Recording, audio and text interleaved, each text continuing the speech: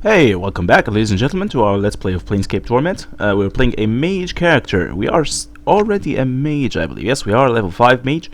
And as you can see, we are still damaged from our previous battle with the Black Abishai. It looks like we are poorly equipped to fight those things. I think we need to get the Ingress Teeth, which is a quest item we will acquire, which will allow Mort to actually deal damage to those things.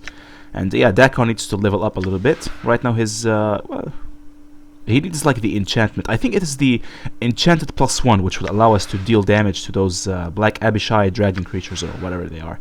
Anyways, you will notice that I haven't played this game for like 4 months. The last episode, episode 7, I think, was nearly 3-4 months ago. It was a very long time, and I realized that I have neglected this game for a long time. And the reason why is because, first of all, I found out that there were already lots of Let's Plays out there. There were already way too many walkthroughs of this game already on the internet, on YouTube, all over the place. Yeah, so why would I not make a Let's Play? Well, I just realized that, you know what? I like this game so much that I just wanted to see how my playthrough would be any different. And yeah, that's just how much I like it. I want to celebrate. I really look forward to the they're gonna release the Tides of Numenera game eventually, and when that comes out, I will definitely be playing it. So yeah, this is basically a chance for us to reminisce and get a bit nostalgic, you know. All right, so the first thing we're gonna do is we're gonna rest because our characters are kind of damaged. Yeah, so you're gonna have to rest multiple times before you can heal Mort and Dakon. Especially Mort. For some reason, his healing rate during sleep is really bad. So we're gonna have to do this multiple times. There is no penalty for resting multiple times, as far as I can tell. And yes, we're gonna rest one more time. There we are. Oh, I actually forgot. I should have brought the spells into order. Okay, so you have only these 2 Rains of Anger there. And as we have seen, the Black Abishai was not very susceptible to the chromatic orb, so we're not going to be using that anymore. We're going to use something. We're going to have to avoid him for the time being. I have no idea how we're going to kill him. Actually, so far as I can tell, the Nameless one is the only one who can deal damage to them, even though the Green Steel Knife does not have enchanted +1. So I have no idea how he is the only one who's dealing damage. Anyways, we're gonna see if he's still alive. Done. We were fighting him a while back, and I think he was still alive somewhere over here. Oh, he was in the next province. Okay. Alright. Done. So what we're gonna do is we're gonna check out the quests, because I believe there was a quest which would give us a couple of pretty cool weapons. A tooth weapon for Mort. Find a way to help Ingress. There we are. So we're gonna have to find a Planewalker. And I think I know where to find one. We're going off to the Smoldering Corpse Bar, because that's exactly where he should be. Oh, there he is. He was actually still alive. So that Abishai. You know what? We're going to fight him first. I don't want to have to deal with this guy later. Let's see. Oh, there he is. Alright. First things first. We're going to cast the Liturgy of Curses. Hopefully he will get angry and he will try to follow us. In enduring, grow strong. Cast a couple of magic spells there.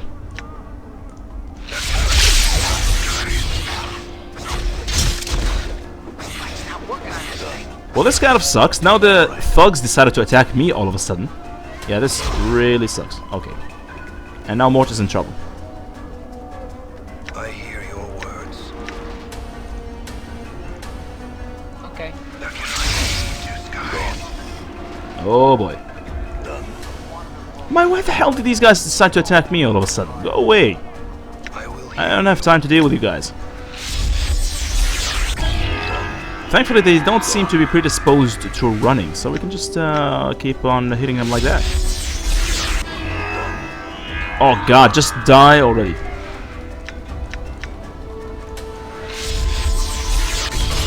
Man, they couldn't have picked a worse time for this. Oh crap. Why am I so fragile all of a sudden? Yeah, my characters are really fragile. Oh crap, this guy's gonna attack me as well. Just die. Alright. Oh, we're almost dead. We're almost dead. There we are. Yeah, so it looks like I bit off more than I could chew. When I picked a fight with that guy. We're gonna have to rest again. Man, I can't believe I'm actually wasting time doing this. Alright. Oh fuck, this guy is attacking me again. Just go away. Done. I wonder if there's a way for us to prevent these guys from attacking me from out of nowhere. I'm gone. So they're running away for some reason. Oh, stay still so I can attack you. Alright, there we are. You see that? Alright, he's dead. Whew. Let's get some loot. You know, the whole this whole thing started off as an attempt on me to grind, you know, and try and get some experience. Alright, this guy again. But then it turned into this huge clusterfuck because this guy is too tough. Not even Mort can actually tank his attacks. I'm working on this thing. Balance in all things. I'm working on this thing. Yeah, so the only one who's actually dealing damage to this guy at the moment is Okay. Dakon and the nameless one for some reason. Let's try this again, see if it can do damage. Nope, it's not doing any damage whatsoever. Done. Now what we can do.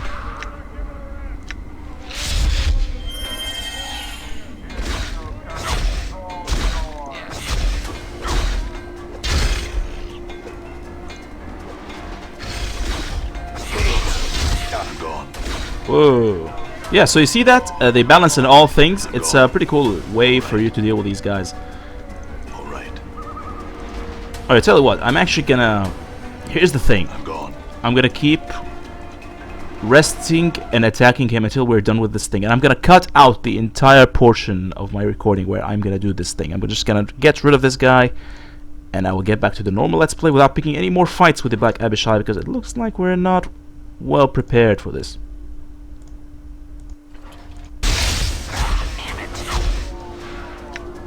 Endure. In enduring. Looks like my skills have increased. Alright, so it looks like we've finally murdered this bastard, and yeah, I've actually rested twice. But I cut that part out of the video. And, well, it kind of paid off, I guess. Mort just gained a level, which is good news. Yeah, he was only level 3, that's why he was so fragile. Yeah, this is way early. I should not have picked the fight with that Abishai. Nevertheless, if we do end up picking another fight, we will gain 7,000 experience, and this will allow both the Nameless one and Dakon to gain a level, as you can see here. In fact, Dakon in particular will gain level in both Fighter and Mage. Yeah, we're doing well so far, I suppose. Alright, let's see, let's get the loot. We're gonna send that loot over to Dakon so they can hold on to this junk. And you know what? We have the prayer beads, so we might as well give it to Porphyrion, I think. Yeah, he's the guy who wants these beads. I'm not sure if that's how we pronounce his name. Porphyrion, yes. Greetings, Porphyrion. This one was asked, do you have the neck of rope beads that was stolen? Yes, this is it. Now you go ahead and take it. This one sees that what you hold. These are the beads. Once missing, he takes them from you. He knows his hands have them. Strange tracery of lines. Yeah, he has some weird lines all over his body. Well, I killed them and took the beads. Actually, they attacked me, and I basically had to kill them to defend myself. Yeah, it was quite convenient. The pleasure was mine. If you cannot enter a combat, how do you get your warrior training? Yeah, that's actually a good question. Apparently he has an oath of non-violence until he is called to a great battle at some point. So yeah, that's a very good question. 1,000 experience for that. This one clarifies. The Erit Ag or Erit Age may train with one when there is no anger between them. Alright. With knowledge of violence comes temptation to use it. Alright, so yes, I want to be trained in using the art of combat. You know what? I'm gonna get back to you later. How many... I just want to see how many proficiency points do we... Okay, we have 3 slots. Which means we can receive training in multiple weapons there. We can get the Fist and the Edge. We already have Fist and Edge. And I would like to get one more of each, because these are going to be the main weapons that we'll be using for the rest of the game. Towards the end game, we might get the edged weapon, which is basically a very powerful sword called Celestial Fire, I think. It will be acquired from the final, the boss before the last one. I think it was. I'm not gonna spoil it for you, but his name, okay, I'm gonna spoil it for you. His name is Trias. We will go attack him eventually. But in the meantime, I think Fist weapon is pretty good. There's a Fist weapon we will acquire later when we reach the buried village. So I'm gonna hold on to this. So yeah, I will shelve the art for the time being. I will train with this guy, get some 2 proficiency points, just to get this out of the way. Yes, I wish to abandon the ranger's art and take up some weapons. There we are. Alright. Okay. I don't understand. Okay, I actually fully understand, and I don't care what he's saying. You might want to pause the game and read it if you want. He's talking about focus. He's talking about the discipline levels of being a warrior. So he's telling me that you should be committed to the path of a warrior. We're not very committed, actually. I'm just using it to cheese the game. So yeah, I understand. What is the next angle of training? True knowledge of combat comes only with experience. There is a limit to how much weapon instruction one may absorb. And he's, I think, talking about the weapon proficiency slots. And we have 3 so far. So yeah, what's the next level? This one will speak of proficiency 3rd. There is only so much one may learn about any weapon. This one would add, there's only so much this one can teach. Okay, the ignorant, the proficient, and the specialized. Right now we are ignorant, I think. We only have, 2 proficiencies. Yeah, 2 levels. Yeah, he's talking about me. This sounds like me when I woke up in the mortuary slab. I am still quite clumsy because I am supposed to be a mage. I'm a master mage, but I'm not a good fighter. His attacks are not clumsy, they come swiftly. Alright. Alright, this is the part where we want to really examine. I'm going for fists, and I think daggers.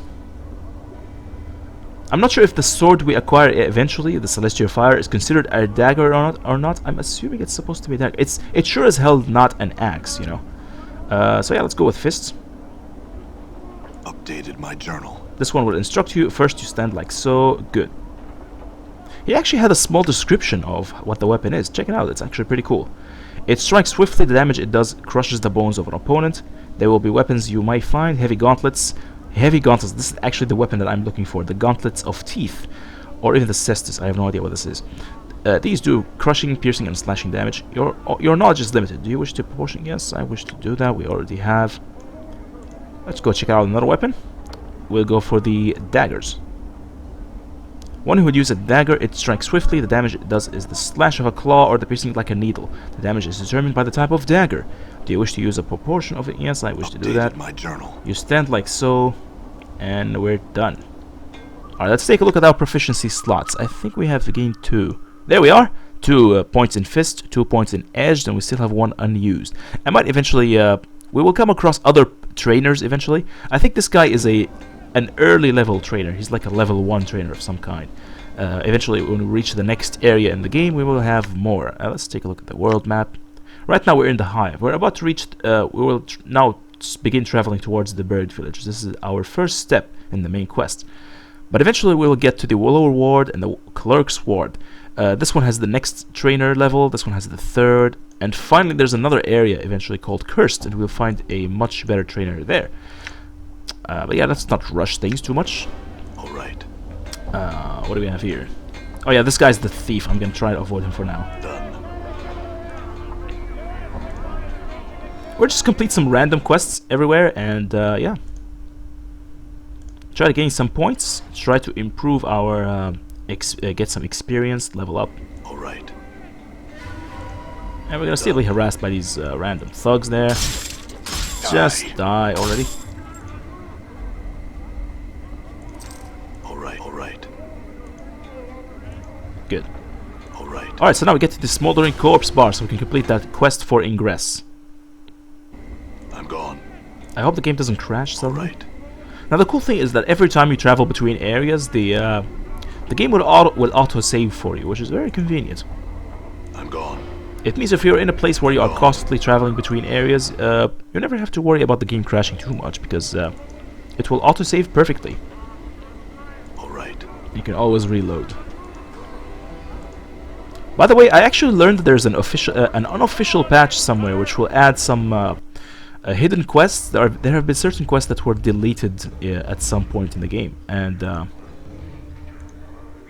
So yeah, like the Gameth, I'm not sure if I actually added that quest or not, but yeah, that would be interesting to have. Also, I haven't met this guy. Okay, this is the guy that we need in order to complete the Ingress quest.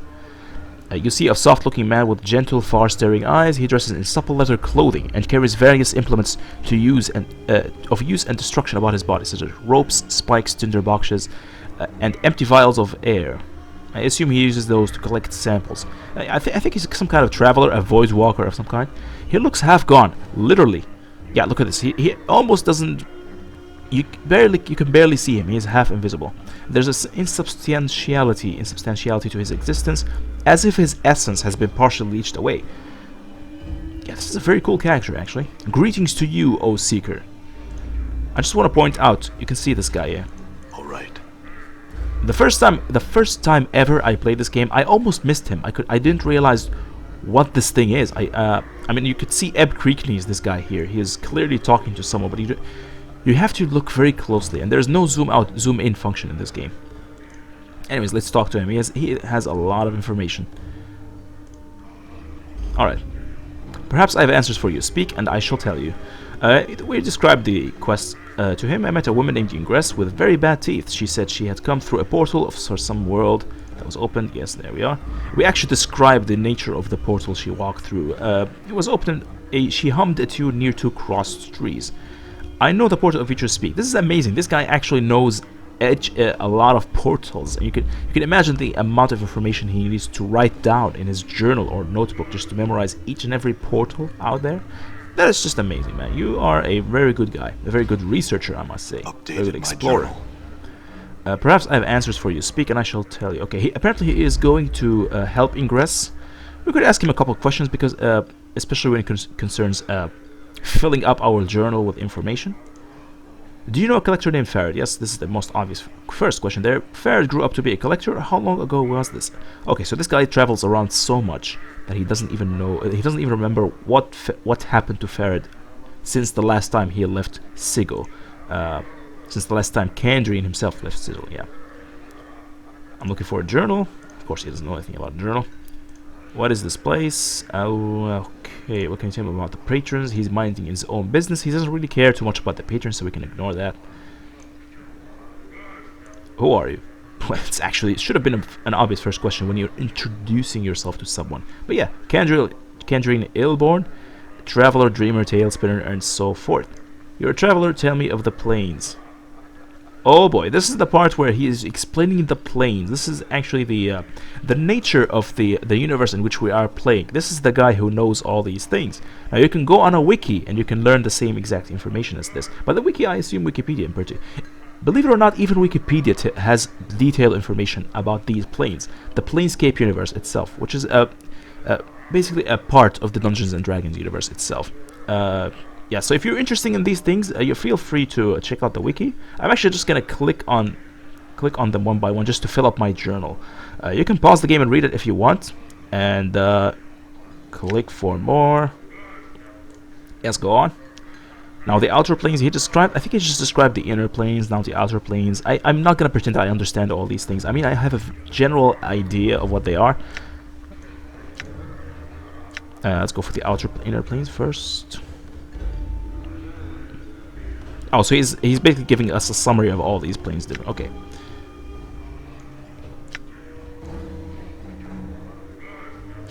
I'm gonna ignore the outer planes for now. Alright, tell me of the composition. The outer planes are created of and by belief. Yes, but this is a very important concept here. Apparently, belief is power on the planes. Everything, if enough people think about something and believe in it, it will become reality, as we have seen with a previous quest we have acquired with Morn's 4 Trees. We really cared about the plants. We believed in that the plants have the ability to grow and that they have the right to survive. So the plants actually started to grow with our willpower and belief. So the composition of the planes is belief. Yep. Okay, more words and more really advanced stuff. Let's go back. Go on. You can read it if you want. Give you a chance to pause there. The upper planes, the lower planes. Okay. I assume the upper planes. Okay. The upper planes are basically good, the neutral ones are neutral, the lawful, yeah, so you have lawful good, chaotic good, lawful evil, chaotic evil, and then the neutral evil, neutral good. And of course the true neutral, and you can ask him about all of these things. Everything. Now most of these places we will not actually visit this time around. I'm not sure if the other games will allow you to visit them. Yeah, actually I'm pretty sure they do. There's this Dungeons and Dragons online game. I'm not sure if you can actually visit them there. I haven't actually tried it. I might try it one day, you know? As far as I know, it's free to play. Yeah, I'm only doing this to fill up my journal. I'm not sure if it's going to be very useful eventually. Alright, so there are certain areas that are actually relevant to the game. Certain areas that he has visited, apparently, or knows about, that we will actually be allowed to visit. And this is a little bit of foreshadowing there. There you've got Carcery on the chaotic side. He is basically describing, when I asked him about the evil planes, the lower planes. So yeah, tell me about Carcery. This is a little bit of foreshadowing. You can tell that we are about to visit this place at some point in the game. I mean, why would you ask him about it? He has already described a bunch of other places, but your character never got the dialogue option to ask him about it. So yeah, the only reason why Carcery is here is because why you are allowed to ask about Carcery is because it is relevant to your quest line. And we just ask him about the Blood War, because again, you see there, updated my journal. It means it is relevant to us somehow. The rest of the lower planes, we ask him about the lawful, the chaotic. Let's go with the chaotic. Okay, so this is the Abyss. It looks like we will not be able to visit this anytime soon. I did ask him about the lawful, I believe. Oh yeah, so the Beator. Well, this time around he did not ask. The nameless one did not ask about Beator, but we will visit Beator as well. Another spoiler there for you. What are you doing? Here's another relevant point. He will actually give us an item, I think. I am fresh back from negation, and I'm trying to restore my essence before it slips away from me altogether. Negation, what do you mean? I went to the inner planes to discover my true essence. I made the mistake of visiting the negative material plane in order to understand my body's urge to decay and the cycle of death in life. This may have been a terrible idea, but yeah. I thought myself protected against the ill effects of the plane with my magic, but I was wrong. The blackness of infinite nothing pressed on my soul, and I was beset by shadows that sought to snuff out my very soul. I lost my way for the time, for an eternity, and nearly lost my existence. I could feel my essence falling away from me, and I am now even half gone. Never will I return. Yeah, this is apparently the reason why he is partially invisible, translucent, or partially non-existent. Because he went to visit the plane where all negativity is created. He is like the void, the faceless, the void plane there. So how did he survive? Updated my journal. And he gave me an item. You can see there. How did I survive? He smiled slightly, with a piece of nothing that held back nothing. Nothing can stop nothing, And so I carried nothing in my hand to protect me. Do you plan to journey to the ultimate negation yourself? You have the smell of desperation about you, and so I make you this gift. Hold it in your hand when your shadows press in. Well, this is another foreshadowing situation there. He just gave me an item that will protect me from the shadows, which means we are going to be attacked by shadows at some point, wherever the hell these are. And we will make a journey to the negative material plane, apparently. I do look forward to that, even though that's a very difficult mission. The prime material, what the hell is the prime material? I don't know, apparently this is... Okay, so apparently the prime material plane is the plane in which we on Earth exist. This is like the real world of some kind, or, the expansion of the real world, yeah. Alright, so I have no further questions for this guy. Did we talk to Ebb Creekneys? I think we did. Oh, actually we have not talked to this guy before. Alright, let's talk to him and see what he got. Now this guy talks too much, and there is so much description about him that once again, I have no patience to read through each and every single one of those. So again, feel free to pause the game and read it. Very interesting stuff. If you really like to, enjoy the story aspect or the universe, the immersion in it, a very interesting read there. Anyways, I'm just gonna read the dialogue. Well now, aren't you a sight, lad? Never have I seen so many scars blanketing a fella. Like a scar cloak you're wearing. Where you been, hanging out in a grain thresher? He laughs. I assume he laughs like Santa Claus, like a ho ho. You can see he has like a huge beard. I'm just jesting with you, lad. No offense meant, and I hope no offense taken. I'm Ebb. We can actually refuse to shake, but that would be kind of rude. Greetings, Ebb. Because we do have a sense of humor, His handshake is firm. Now, I hereby tender my apologies for the unfair jesting, lad. Hope no hard feelings. Can I buy you a tankard or two, something to smooth any ruffled feathers? Sure. You can't get drunk in this game, I assume, so we can drink all we want.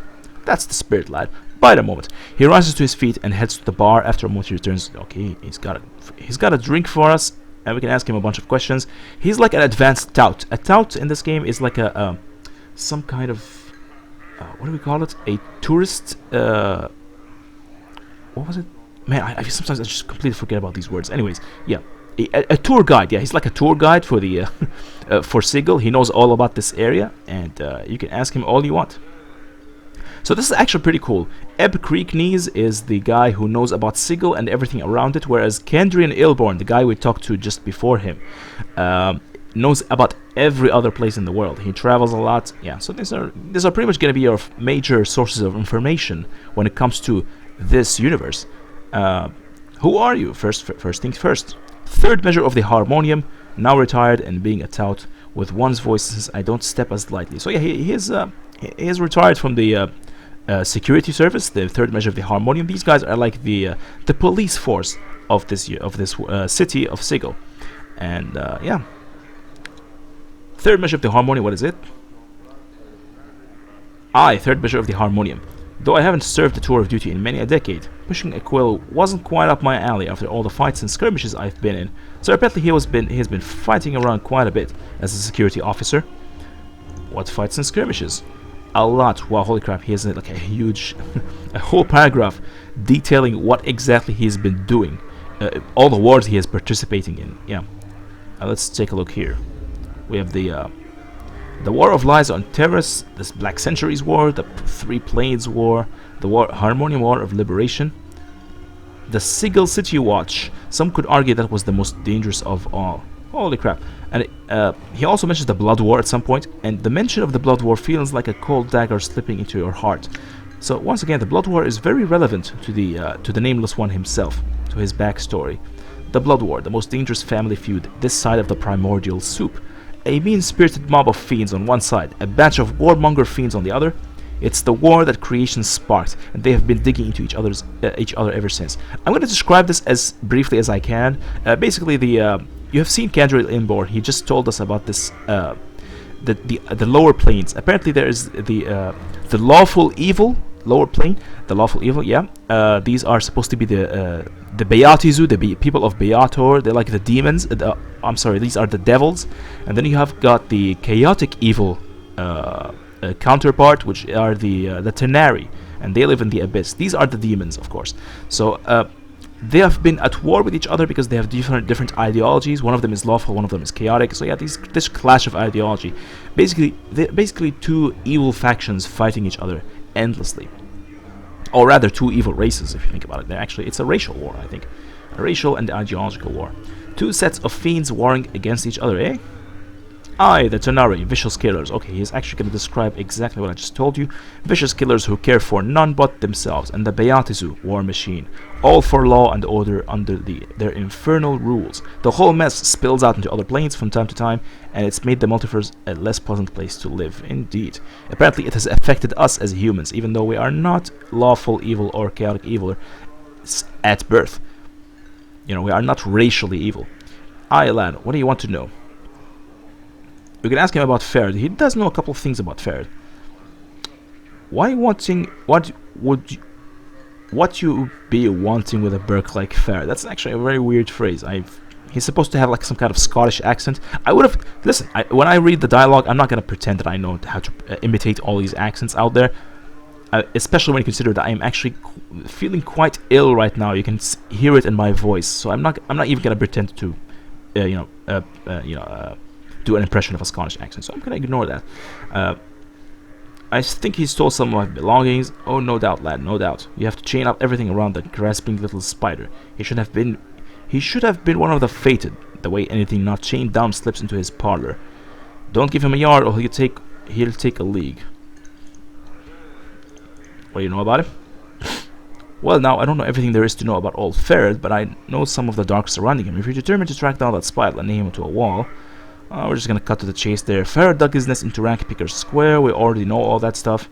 Where can I find him? Well, lad, if you're looking for Farah, which I would say is pretty balmy of you, you're a little off the beaten path. Unfortunately, I have no choice because it is my quest, so we're just pretty much gonna have to end up there anyway. You'll want to be finding Ragpicker's Square. Chant is that Ferret set up his cape somewhere in the square, even old fella... okay.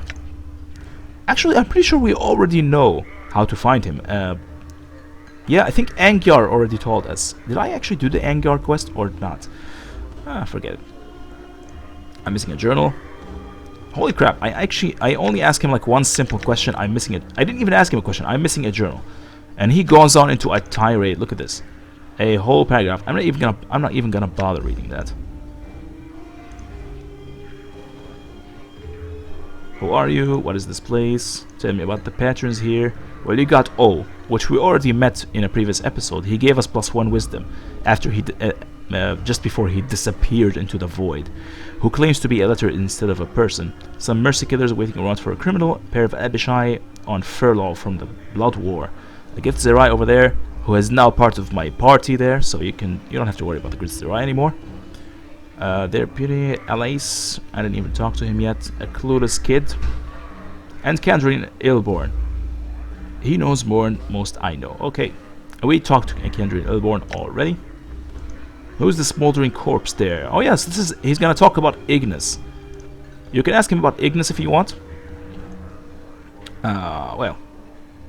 Now lad, Ignis had a smattering of problems and some not slightly wizardly magics to boot, and seldom do the two mix well, if you understand me. He likes to burn things, and he started torching places and people, and generally making a bunch of trouble. So apparently he was a pyromaniac, and he started burning things. So what happened is, well, a failing on our part. Apparently the Harmonium failed to actually maintain security forces, and protect the people from this guy. Nevertheless, he was actually apparently burning a very redundant part of the hive, an area that is already home to lots of thieves and poor people. So the Harmonium kind of abandoned that place on purpose because they thought it was not that important. Yeah, it was a kind of a bit of class warfare going on there. Anyways, so the Lady's Reckoning, there was a little street-side justice in the wizardly community. A bunch of tea leaf readers, hedge wizards, and midwife witches got together and managed to weave a spell that was kind of poetic justice. So apparently Ignis was a very powerful spellcaster. He was like a guy a pyromaniac, very powerful fire mage, and he was very weak, and a very large number of weak mages combined their powers so they can burn him. Apparently, I think they opened a conduit to the plane of fire right through his body, and you can eventually hear about this. So yeah, they burned him, and now he burns permanently because apparently that is how powerful he is. So yeah, that's the story of Ignis, and we will hear about it later once we try to recruit him. What is this place? Smoldering corpse. Yeah, okay, I'm gonna ignore. I don't care about the drink too much. You can ask him about Sigil itself. Yeah, again, if you want to read all this, you can pause the game if you want.